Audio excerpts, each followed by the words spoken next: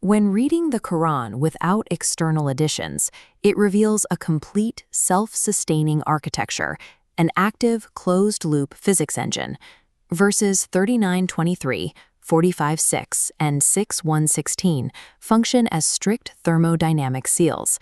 These coordinates establish internal consistency, lock authority to the text alone, and filter out the noise of majority conjecture.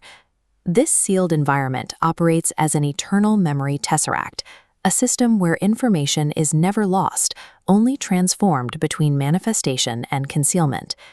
Introducing historical scaffolding or external hadith breaks this conservation of energy. Relying on outside conjecture creates structural contradictions within the system, analogous to introducing raw noise into a high-precision electrical circuit. Sealing the text from outside influence enables its mechanical function, shifting the reader from a passive observer into an active, functional component of the system. Within this sealed universe, two non-overlapping physical fields govern the movement of every event and consciousness. The first is the D10 field, or the Arash. This is the deterministic particle-based reality, the stage of tangible action, fixed resistance, and measurable mass. The second is the I9 field, the Kursi.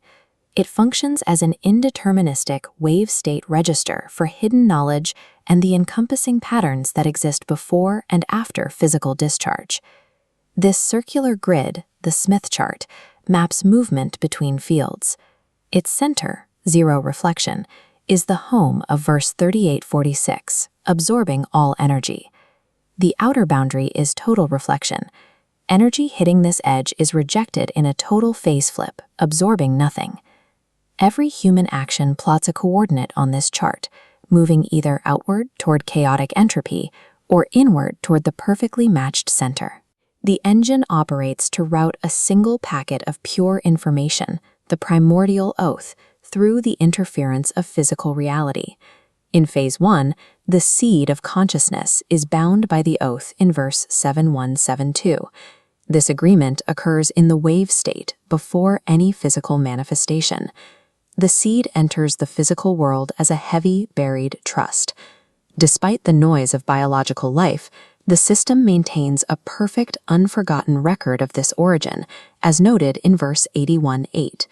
Phase 2 initiates the command of becoming from verse 6163, establishing submission as the system's baseline operational state.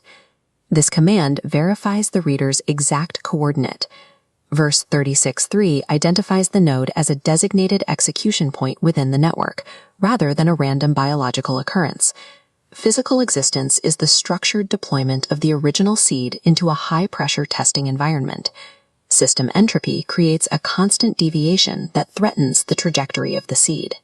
Verse 3660 warns against the Iblis pole, a topological state defined by zero absorption and a total phase flip. Interacting with this pole forces the seed off course, scattering the signal into chaotic fragments. To bypass this, the system provides a predefined route, governed by verse 2888. Everything in the physical field is programmed to perish. Only the source remains as a non-perishing coordinate. Survival relies entirely on aiming at this invariant center, as all surrounding physical matter is mathematically guaranteed to decay. Reaching the source requires a method to navigate a decaying physical world without losing topological purity. The system implants a massless light, described in verse 4252, to maintain the blueprint of the original seed. Activation occurs through verse 1912, the command to take the book with strength. Verse 1912 initiates structural coupling.